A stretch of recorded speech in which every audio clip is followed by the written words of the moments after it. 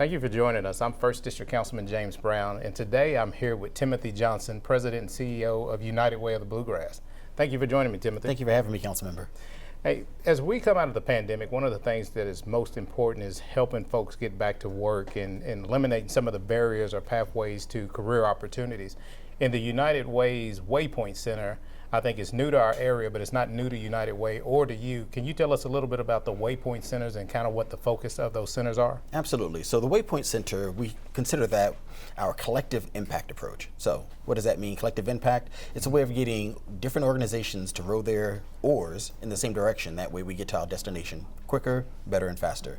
Specifically the Waypoint, if you think about the name, it's obviously a play on United Way's name, Waypoint. But think about it in terms of the map and like imagery of a map. Your waypoint isn't your destination. It's a point. It's a stopping point specifically. And this is a stopping point for many of our fellow Lexingtonians, our community members to stop off, collect themselves, gather the resources necessary to get to the destination that they have chosen for themselves. And United Way's Waypoint Centers are really meant to be these community-based one-stop shops where folks can stop in, get the resources they need to make it to their destinations. Oh, that's a good analogy of what it is that you're doing at these centers and kind of how it builds into the total mission and the total effort to give people the resources and the access to resources to help them be more self-sufficient. Absolutely. And supportive. So I mentioned that the Waypoint Centers are new to Lexington. Can you tell us about the locations that you have now and kind of how they're doing as far as servicing the community? Certainly. So we've launched our Waypoint Centers back in July 1st of 2021.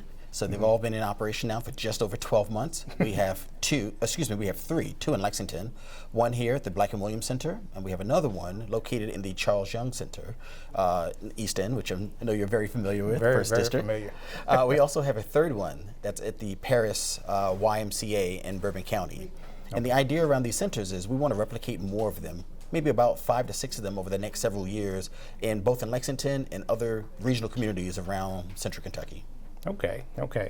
So tell me a little bit, like if somebody's watching this, and we're going to share information on the screen for folks to get in contact, if they're intimidated about coming to a Waypoint Center or not really sure what to expect, can you tell them or set them at ease about coming in and what to expect when they first arrive? Absolutely. So everyone's welcome at the Waypoint Centers. United Way's job is to fight for the education, the financial stability, and the health of everyone in our communities.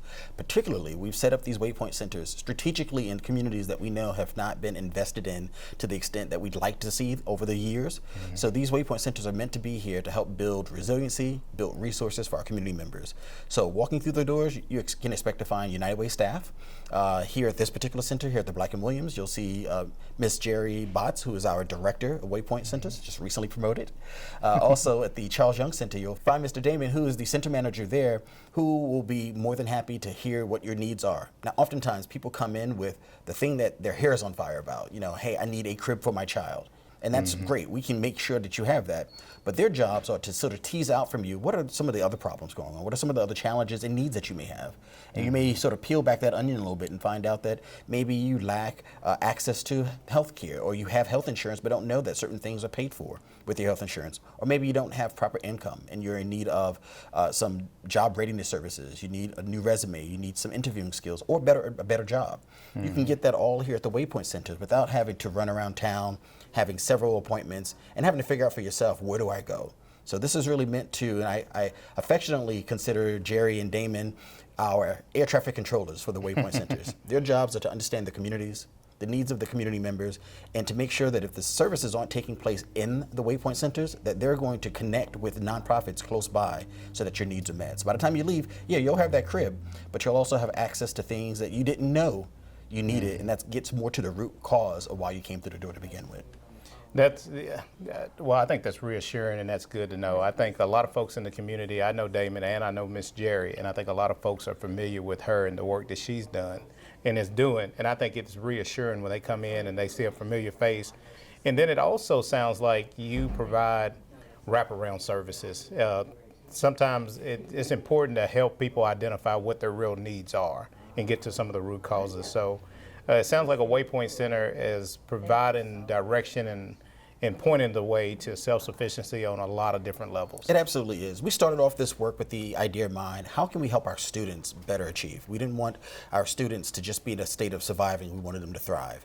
And talking to, at the time, the superintendent of schools, Manny Kalk, rest in peace, he said, hey, school students are our forte. We have really a good mandate of how to serve them. But the 17 hours that they're not in the schools, we really don't have a lot of direct control over that. So United Way, how can you partner to make the communities a little safer, make them a little bit healthier, and help the people in their lives? So we started to think, by helping the adults, the grown-ups, the folks in our young people's lives are going to help them be able to arrive to school in a situation that's a little bit more stable and focus on being a school student.